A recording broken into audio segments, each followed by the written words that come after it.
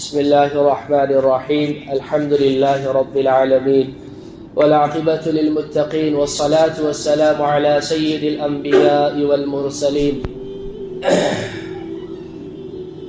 سيدنا وحبيبنا وحبيب رب العالمين محمد وعلى آله وأصحابه ومن هدى بهديه إلى يوم الدين.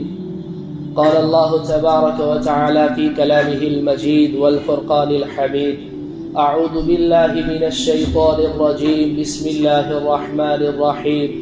فطرة الله التي فطر الناس عليها لا تبديل لخلق الله. صدق الله العظيم.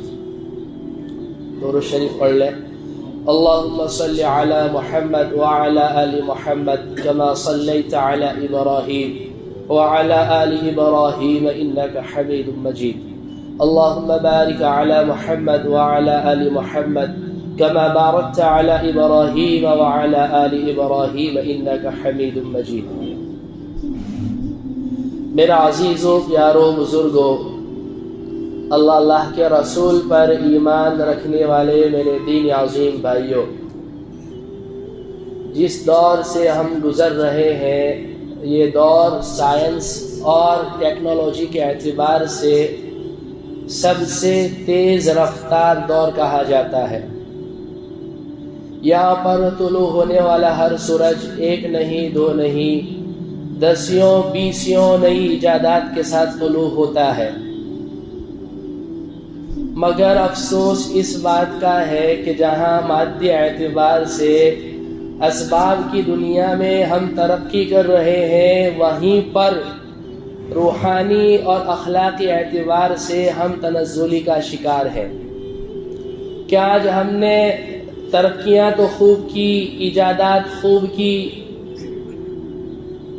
اسباب خوب جمع کر لیے، لیکن اخلاقی اور روحانی اعتبار سے ہم اخلاقی دیوالیہ پن کا شکار ہو گئے ہیں.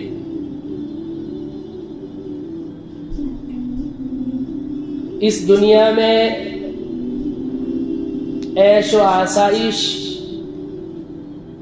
اور اونچے اونچے مکانات، بڑے بڑے محلات اور اچھی سوسائٹی میں گھر بنا لینا یا حشم و خدم کو جمع کر لینا اور اچھا میک اپ کر کے اپنے آپ کو سنوار لینا، یہ انسان کا دنیا میں آنے کا مقصد نہیں ہے.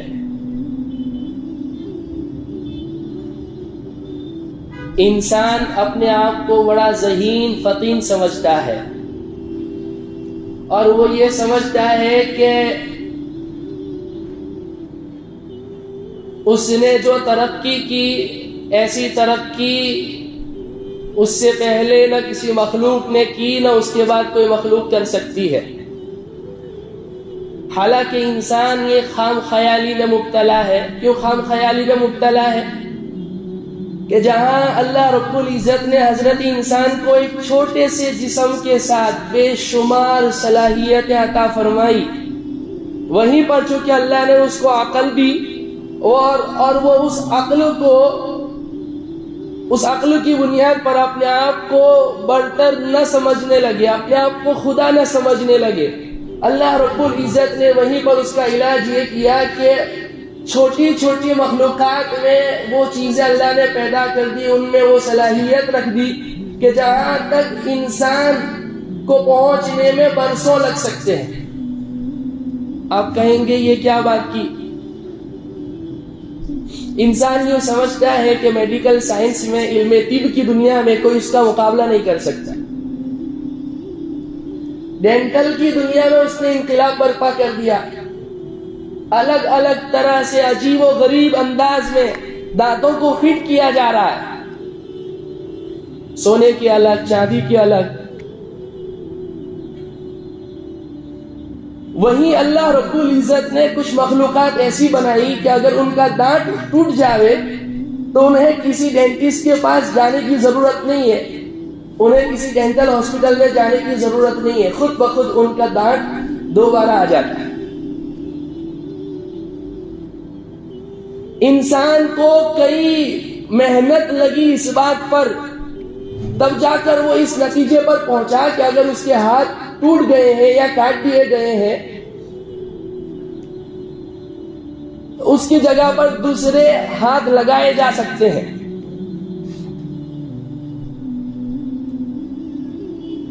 میں ابھی کل ایک بیان سن رہا تھا، مولانا حذیفہ صاحب بستانوی دامت برکاتہ علیہ فرماتے ہیں کہ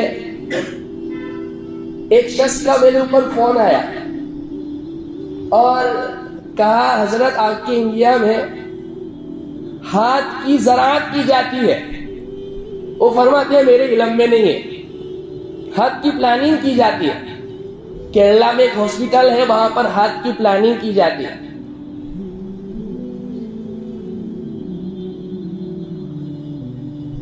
وہ کہتے ہیں کہ وہ یہاں کیرلا آیا، اس کے ہاتھ نہیں تھے۔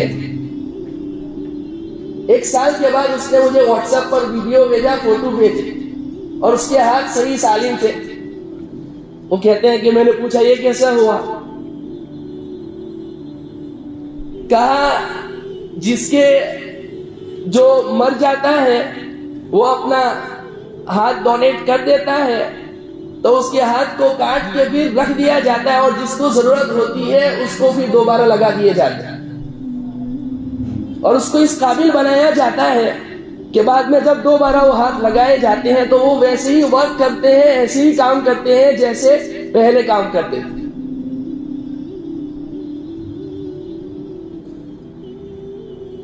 شرعی نقطۂ نظر سے اس کا کیا مسئلہ ہے وہ ایک الگ بحث ہے، لیکن انسان نے اس قدر ترقی کی کہ دوسرے ہاتھ نئے سرے سے پھر سے وہ لگا سکتا ہے، اور اس نتیجے پر پہنچنے کے لیے اسے برسوں محنت کرنی پڑی۔ کئی سال پہلے اس نے تحقیق اور ریسرچ شروع کی، تب جا کے وہ اس نتیجے پر پہنچا۔ لیکن اللہ رب العزت نے بعض مخلوقات اپنی ایسی پیدا فرمائی ہے کہ اگر اس کا ہاتھ ٹوٹ جاوے یا اس کا پاؤں ٹوٹ جاوے تو اس کی جگہ پر فوراً دوسرا پاؤں آ جاتا ہے۔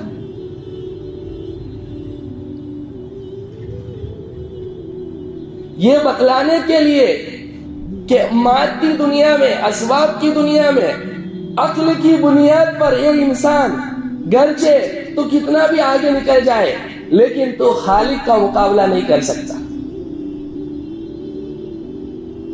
بلکہ اللہ رب العزت کی قریب جانے کی بھی نہیں سوچ سکتا۔ اس کا مطلب یہ نہیں ہے کہ ہم دنیا میں اس طرح کے ایکسپیریمنٹ کرتے رہیں، اس قسم کے تجربات کرتے رہیں، یہی دنیا میں ہمارے آنے کا مقصد ہے۔ یہ مقصد نہیں ہے۔ دنیا میں ہمارے آنے کا مقصد یہ ہے کہ ہم مرنے کے بعد جو لامحدود کبھی ختم نہ ہونے والی زندگی، آخرت کی زندگی جس کو کہا جاتا ہے، اس کی تیاری کے لیے آئے ہوئے ہیں۔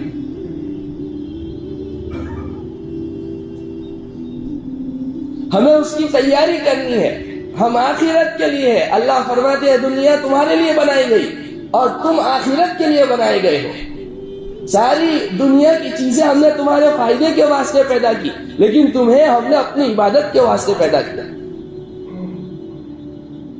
لیکن آج ہم اپنے مقصد سے بالکل ہٹ گئے ہیں اور ہم نے ختم ہونے والی دنیا کو سب کچھ سمجھ لیا کہ یہی زندگی ہے اور یہی جو کچھ کرنا ہے کر لینا ہے، مرنے کے بعد دوبارہ زندہ نہیں ہونا ہے، اور مرنے کو ہر انسان بھول گیا ہے۔ دنیا میں آنے کا انسان کا نظام ہے لیکن جانے کا نظام نہیں ہے۔ کیا مطلب؟ کہ انسان دنیا میں آتا ہے تو عمر کے لحاظ سے ماں باپ اس سے بڑے ہوتے ہیں، ماں باپ پہلے آتے ہیں بعد میں بچہ آتا ہے، لیکن کہیں ایسا نہیں ہے کہ ماں باپ پہلے دنیا سے رخصت ہو گیا اولاد بعد میں ہوگی۔ کبھی اولاد بھی پہلے رخصت ہو جاتی ہے۔ روزانہ جنازے اٹھ رہے ہیں، کہیں کوئی نوجوان جا رہا ہے، کہیں کوئی بوڑھا جا رہا ہے، کہیں کوئی بچہ جا رہا ہے۔ اذا جاء اجلهم لا يستأخرون ساعة ولا يستقدمون۔ جب کسی کی موت کا وقت آئے گا، نہ ایک گھڑی آگے ہوگی نہ ایک گھڑی پیچھے۔ اللہ رب العزت نے ہمیں ایک کتاب ہدایت عطا فرمائی، ایسی کتاب عطا فرمائی جس نے زندگی گزارنے کا طریقہ بتلایا، جو ہمارا دستور ہے، آئین ہے، کانسٹیٹیوشن ہے، جس نے سوچنے کا طریقہ بتلایا، جس نے جینے کا طریقہ بتلایا، جس نے گفتگو کرنے کا سلیقہ بتلایا۔ اور اللہ کے حبیب پاک صلی اللہ علیہ وسلم نے راستے پر چلنے کے حقوق بھی بتلائے۔ آج کا انسان بڑے بڑے ہائی وے بنا رہا ہے، بڑے بڑے برج بنا رہا ہے، لیکن اسے راستے پر چلنے کا طریقہ نہیں ہے، سلیقہ نہیں۔ اللہ کے حبیب پاک صلی اللہ علیہ وسلم نے اپنے صحابہ سے کہا جب راستے پر چلو راستے کے حقوق ادا کرو۔ صحابہ نے پوچھا یا رسول اللہ راستے کے حقوق کیا ہے؟ اس زمانے میں ایسی تھوڑی سڑکیں ہوا کرتی تھی جیسے آج ہمارے پاس پنجیم شہر میں ہے، اور اس وقت وہ سواریاں بھی نہیں تھی جو آج ہمارے پاس ہے۔ آج تو ماشاءاللہ ہمارے پاس مرسیڈیز ہے، آڈی ہے، جیگوار ہے، پتہ نہیں ایسے ایسے نام ہے ماشاءاللہ۔ روزانہ نئی نئی کمپنیاں آ رہی ہیں، الیکٹرک کاریں آ گئی آج تو ہمارے پاس، لیکن ان کی مرسیڈیز بھی، ان کی انووا بھی، ان کی آڈی بھی وہ اونٹ ہی تھا۔ سب سے مالدار وہی سمجھا جاتا تھا جس کے پاس اونٹ زیادہ ہو، اور اونٹوں سے وہ سفر کرتے تھے۔ صحابہ کی ذہن میں یہ سوال پیدا ہوا یا رسول اللہ راستے کے بھی حقوق ہوتے ہیں، کیا حق ہے راستے کے؟ تو آپ نے فرمایا راستے کا پہلا حق یہ ہے کہ راستے کے درمیان میں نہ بیٹھا جائے، یعنی لوگ گزر رہے ہو اور آپ اس میں بیٹھے ہوئے ہیں، حالانکہ یہ راستہ گزرنے کے لیے، بیچ سڑک کے اوپر نہ تھوکا جائے۔ آپ تھوک رہے ہیں، پیچھے کوئی بائک والا آ رہا ہے، گاڑی والا آ رہا ہے، اس کے اوپر یا اس کی گاڑی کے اوپر آپ کا تھوک گر رہا ہے۔ آپ نے فرمایا راستے سے تکلیف دہ چیز کو ہٹا دیا جائے، اماطۃ الاذی عن الطریق صدقۃ۔ آپ نے فرمایا راستے سے تکلیف دہ چیز کا ہٹانا یہ بھی صدقہ ہے۔ اور آپ نے فرمایا ایمان کے 72 درجے ہیں، اعلیٰ درجہ حیا اور ادنا درجہ راستے سے تکلیف دہ چیز کو ہٹا دینا۔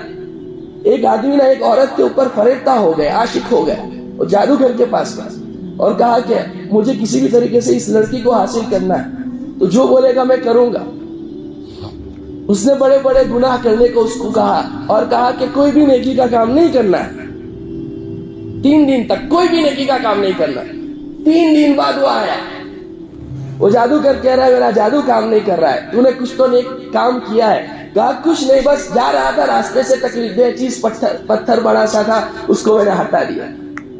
وہ تو غیر مسلم تھا اور یہ مسلمان تھا۔ اس نے کہا میں جو ہے اپنے کفر سے، اپنے شرک سے توبہ کرتا ہوں، تو اپنے گناہ سے توبہ کر، میں اور تو مل کر جو ہے اسلام قبول کر لیں۔ تو آپ نے فرمایا راستے کے بھی حقوق ہیں۔ اللہ کے حبیب پاک صلی اللہ علیہ وسلم نے ہمیں راستے کے حقوق بتلائے، اور اسلام نے ہمیں ایک سسٹمیٹک زندگی گزارنے کا طریقہ بتایا اور مکلف بنایا کہ ہماری زندگی سسٹمیٹک ہو، 24 گھنٹے کا ہمارا شیڈیول ہو۔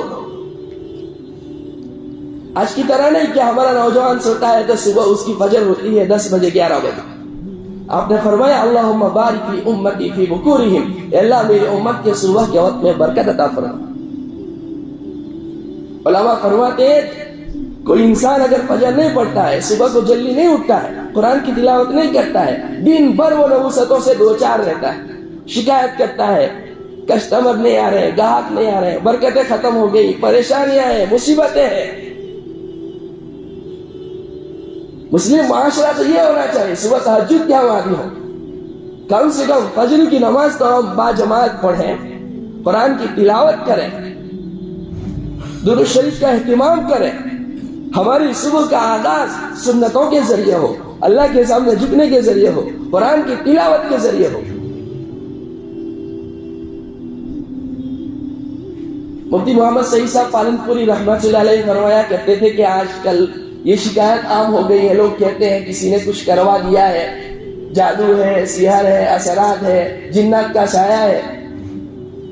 کہ یہ ساری شکایت اس لیے پیش آتی ہے کہ ایک یا تو کبھی گھر میں چھوٹا بچہ ہوتا ہے نا، تو مائیں ہماری اس بات کا خیال نہیں کرتی کہ اس کی جو ناپاک چیزیں، اس کی چڈی وغیرہ، اس کی نیپی وغیرہ وہ گھر میں ہی پڑی ہوئی ہے کسی کونے میں، فوراً صاف صفائی کا اہتمام کرنا چاہیے۔ جہاں گندگی ہوتی ہے وہاں پر ان کا حملہ فوراً ہوتا ہے۔ گھروں کو گندگیوں سے، ناپاکیوں سے صاف رکھو۔ اگر گھروں میں برکت چاہتے ہو، سحر، جادو، جنات وغیرہ سے اپنے گھروں کو بچانا چاہتے ہو، تو جو ہے صفائی، صاف ستھرائی کا اہتمام کرو۔ اور دوسرا سب سے بڑی کمی اس زمانے میں ہمارے گھروں کی یہ ہے کہ ہم گھروں میں زور سے قرآن کی تلاوت نہیں کرتے۔ آج ہمارے پاس اسباب کی دنیا میں سارے وسائل موجود ہیں، ایئر کنڈیشن ہے ماشاءاللہ، دیکھو اے سی چالو ہے۔ اس زمانے میں ایسے کوئی وسائل نہیں تھے، پھر بھی وہ چین سکون والی زندگی گزار کر گئے۔ سیدنا امیر المؤمنین عمر بن الخطاب رضی اللہ عنہ دوپہر کے وقت قیلولہ کر رہے ہیں۔ کہاں کر رہے ہیں؟ درخت کے سائے، کچی اینٹ نیچے رکھی ہوئی ہے۔ آدھی دنیا کے حکمران اور مکہ کی سرزمین، عرب کی سرزمین، جو لوگ وہاں پر گئے انہیں وہاں کی گرمی پتا ہے کیسی گرمی ہوتی ہے۔ وہاں کے لوگ آج یہ کہتے ہیں کہ یہاں اگر ایئر کنڈیشن نہ ہو تو جینا ممکن نہیں، لیکن ایسی گرمی میں وہ چین سکون میٹھی نیند سو رہے ہیں اور ایسی زندگی گزار کر گئے۔ کیوں؟ ان کا خالق سے رشتہ مضبوط تھا، ان کا اللہ کے حبیب پاک صلی اللہ علیہ وسلم کے لائے ہوئے دین کے ساتھ رشتہ مضبوط تھا، ان کا جو ہے قرآن کے ساتھ رشتہ مضبوط تھا، اللہ کے حبیب پاک صلی اللہ علیہ وسلم کے ساتھ رشتہ مضبوط تھا، تو ان کی زندگیوں میں چین، سکون، راحت، اطمینان تھا۔ آج ہمارے پاس اتنے سارے اسباب اور وسائل ہونے کے باوجود کوئی ڈپریشن کا مریض ہے، کسی کو رات کو، میرے پاس کئی کارگزاریاں ایسی آتی ہیں، کہتے ہیں کہ سارے وسائل ہمارے پاس موجود ہیں لیکن رات کو گولی کھانی پڑتی، نیند نہیں آتی۔ پیسے سے آپ نرم نرم گدے تو خرید سکتے ہیں، نیند نہیں خرید سکتے۔ پیسے سے آپ کتابیں تو خرید سکتے ہیں، نالج اور علم نہیں خرید سکتے۔ پیسے سے آپ دوائیاں تو خرید سکتے ہیں، شفا نہیں خرید سکتے۔ یہ جو نشہ عام ہو گیا ہے، پیسہ ہے تو سب کچھ ہے، پیسہ فیک تماشا دے، یہ غلط کانسیپٹ ہے جو ہمارے دماغوں میں بٹھایا جا رہا ہے۔ ہاں پیسہ ایک ضرورت کی چیز ہے، اس کو ضرورت کی حد تک کرنا چاہیے، پیسہ ہی سب کچھ نہیں ہے۔ تو ان کی زندگیوں میں چین سکون تھا، قرآن سے رشتہ مضبوط تھا، اللہ سے رشتہ مضبوط تھا۔ آج اسباب کی دنیا میں ہم سب سے زیادہ ترقی یافتہ دور میں جی رہے ہیں، پھر بھی چین نہیں ہے، سکون نہیں ہے، راحت، اطمینان نہیں ہے۔ ہر دوسرا آدمی شکایت کر رہا ہے، بڑی سے بڑی بیماریاں لاحق ہے، 30 سال کی عمر ہے، پریشر کا مریض ہے، شوگر کا مریض ہے، 25 سال میں کینسر ہو رہے ہیں۔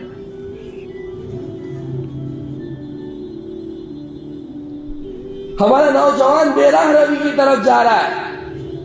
ماں باپ اپنے اولاد کی اصلاح اور تربیت کرنے کی فکر نہیں کر رہے، اولاد کو ماں باپ کا ادب اور احترام پتہ نہیں۔ ماں باپ شکایت کرتے ہیں کہ ہمارا بچہ بے ادب بن گیا، ادب نہیں اس کے پاس۔ تم کبھی اس کے سامنے سیمپل بن کے آئے ہی نہیں، تم اس کو جو بنانا چاہتے تھے خود بنے ہی نہیں۔ دیکھیے، نصیحت کی حد تک اولاد کو اچھی باتوں کی تلقین کرنا، اس میں دو رائے نہیں، کرنی چاہیے، لیکن اولاد سب سے زیادہ جو ایکسیپٹ کرتی ہے آپ کی طرف سے ملنے والی چیز، وہ آپ کی عادات، آپ کے اطوار۔ آپ قرآن پڑھیں، آپ کا بچہ آٹومیٹکلی قرآن پڑھے، آپ نماز پڑھیں، بچہ آٹومیٹکلی نماز پڑھے، آپ اذان دے رہے گھر میں، آپ کا بچہ اذان کی نقل کرے گا، جس چیز کے تذکرہ ہوں گے بچہ اس کی نقالی کرے گا۔ اس لیے کسی نے کہا اپنے اولاد کو یوں نہ کہو کہ ہمارے یہ حق ہے، بلکہ اپنے اولاد کو دین کے حوالے کر دو، دین اس کو بتا دے گا کہ ماں باپ کے حق کیا ہے، رشتہ داروں کے حق کیا ہے، پڑوسیوں کے حق کیا ہے، اساتذہ کے حق کیا ہے، سسرالی رشتے والوں کے حقوق کیا ہے، اللہ کے حق کیا ہے، یہ دین بتائے گا اسے۔ ضرورت اس بات کی ہے کہ ہم اپنے اولاد کو دین کے حوالے کریں۔ آج ہم کہتے ہیں کہ اس زمانے میں غزالی کوئی نہیں، صلاح الدین ایوبی کوئی نہیں، موسیٰ بن طارق کوئی نہیں، رازی کوئی نہیں۔ میں کہتا ہوں ایسی مائیں تھی۔ یہ بات آپ اپنی ماؤں بہنوں کو پہنچائیں۔ میں آپ کو ذریعہ بنانا چاہتا ہوں، آپ ان تک یہ پیسے پہنچائیں، یہ بات ان کے لیے بہت قیمتی ہے۔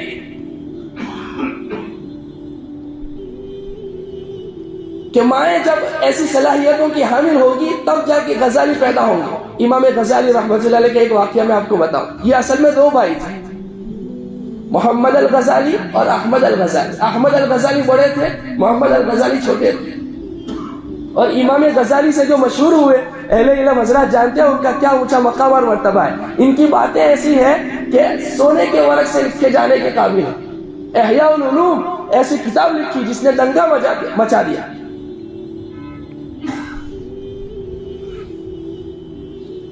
ان کا ایک قول آپ کو بتاؤ، کہتے ہیں انسان بڑا جاہل ہے، جب تک پڑھتا نہیں نا اس کو پتا نہیں چلتا کہ وہ کتنا جاہل ہے. جب پڑھتا ہے تو اسے پتا چلتا ہے کہ وہ کتنا بڑا جاہل ہے. مجھے یہ بھی نہیں آتا، یہ بھی نہیں آتا، یہ بھی نہیں آتا، یہ بھی نہیں آتا. آج تو ہمارے اندر پڑھنے کا مزاج ہی ختم ہو گئے، پڑھتے ہی نہیں، بس واٹس ایپ کی دنیا میں مگن ہے. وہاں کی جو خبر آئی اس کی کوئی تحقیق کے بغیر آگے اس کو فارورڈ کر دیتے ہیں، اس کو شیئر کر دیتے ہیں، اپنے بیانوں میں اس کو جو ہے بیان کر دیتے ہیں. لیکن خود سے پڑھنے کا مزاج پیدا ہی نہیں ہوا.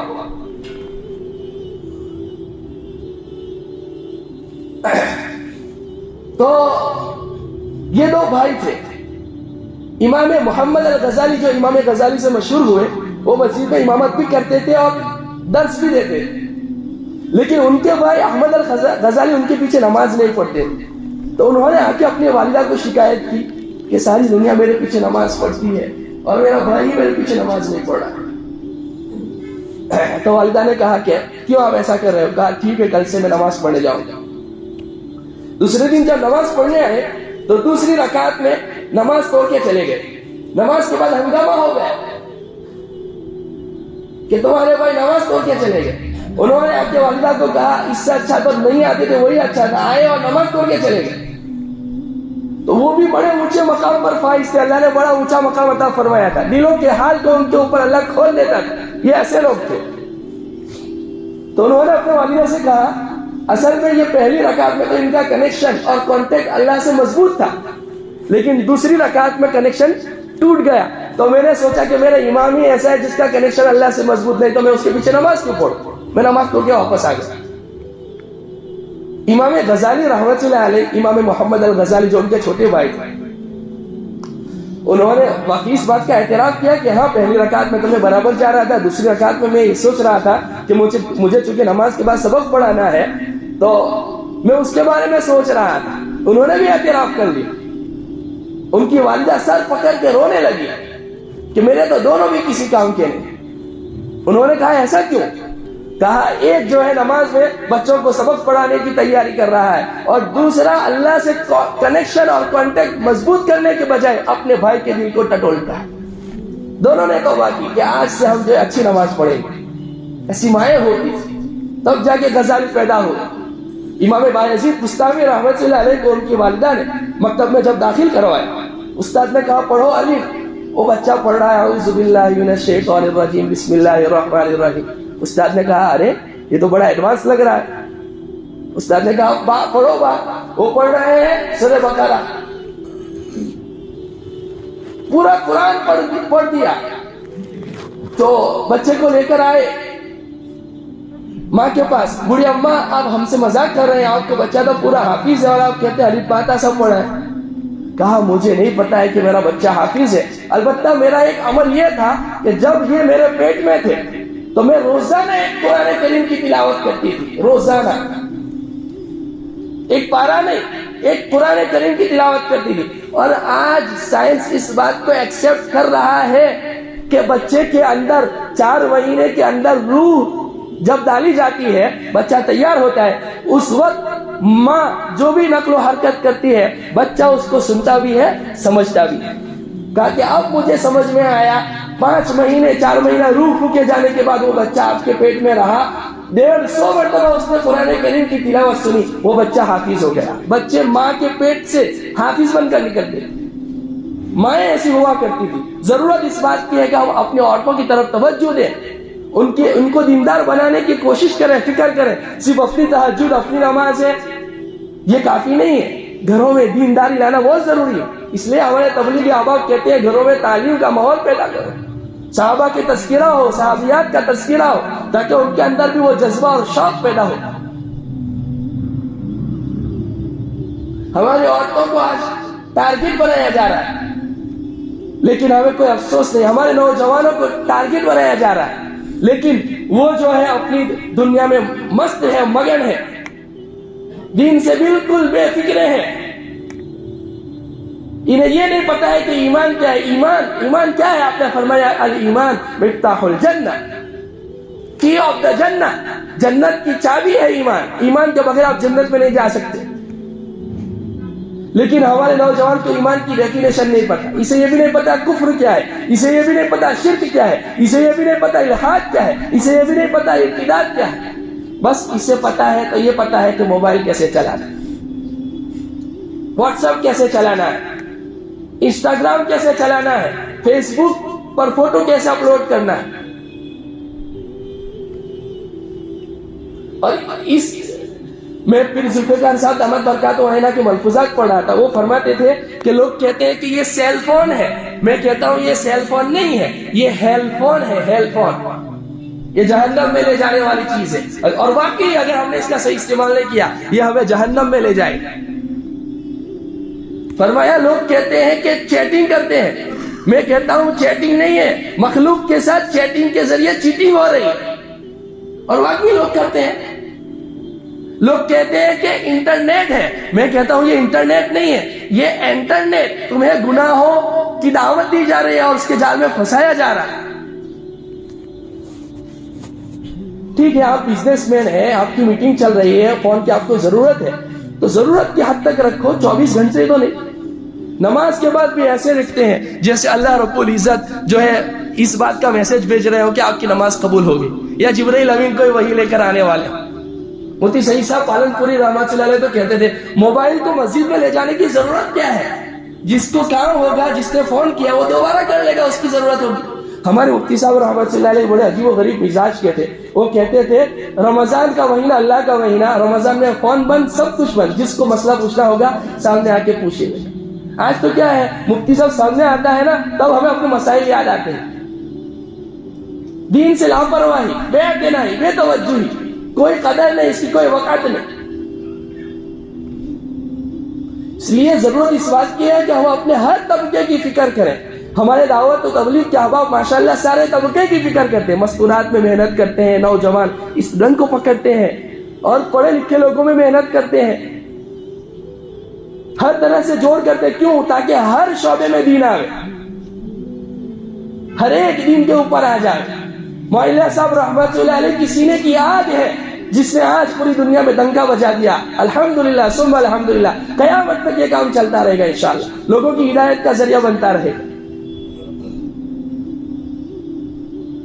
تو اپنی مستورات کو ان کے سامنے آئیڈل رکھے. سیدہ فاطمہ رضی اللہ عنہ کو، سیدہ خدیجہ الکبریٰ رضی اللہ عنہ کو، سیدہ عائشہ صدیقہ رضی اللہ عنہ کو.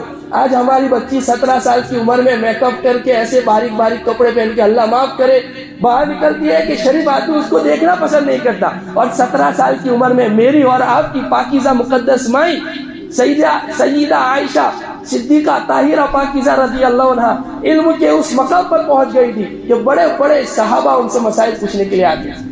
عمر رضی اللہ عنہ جیسے آدمی جن کے بارے میں آپ نے یوں فرمایا میرے بعد کوئی نبی ہوتا تو وہ عمر ہوتا. حضرت عمر آپ سے مسائل پوچھتے تھے، حضرت عثمان آپ سے مسائل پوچھتے تھے. بڑے بڑے صحابہ ان سے رجوع کرتے تھے کہ یہ مسئلہ ہماری سمجھ میں نہیں آتا، آپ بتائیں ہمیں کیا کرنا ہے. قرآن کی یہ آیت ہمیں سمجھ میں نہیں آتی، آپ بتائیں اللہ کے نبی پاک صلی اللہ علیہ وسلم نے آپ سے کیا بتلایا. 17 سال کی عمر میں، 17 سال کی عمر میں. آج 17 سال کی عمر میں ہمیں استنجے کا طریقہ نہیں آتا اور ہم کیا کہتے ہیں ہم نے بہت ترقی کر لی. سیدہ فاطمہ رضی اللہ عنہ کا جب انتقال ہونے لگا آپ نے فرمایا اپنے شوہر حضرت علی سے، علی میرے جنازے میں کسی ایسے آدمی کو انٹر نہ کرنا، میرے جنازے میں کسی ایسے آدمی کو دعوت نہ دینا جس کو دیکھنا میرے لیے دنیا میں حلال نہیں ہے. رات ہی کے وقت انتقال ہوا، رات ہی کے وقت چپکے سے ان کو دفن کر دیا گیا. صرف 4 آدمی تھے، شوہر حضرت علی، دونوں بیٹے حسن حسین اور ان کے غلام. 4 آدمیوں نے ان کو دفن کر دیا. کیسا پردہ تھا، مرنے کے بعد بھی پردہ کرتی تھی. تو ہمارے عورتوں کے لیے آئیڈیل حضرت فاطمہ ہے، حضرت خدیجہ الکبریٰ ہے، حضرت عائشہ صدیقہ رضی اللہ عنہا ہے.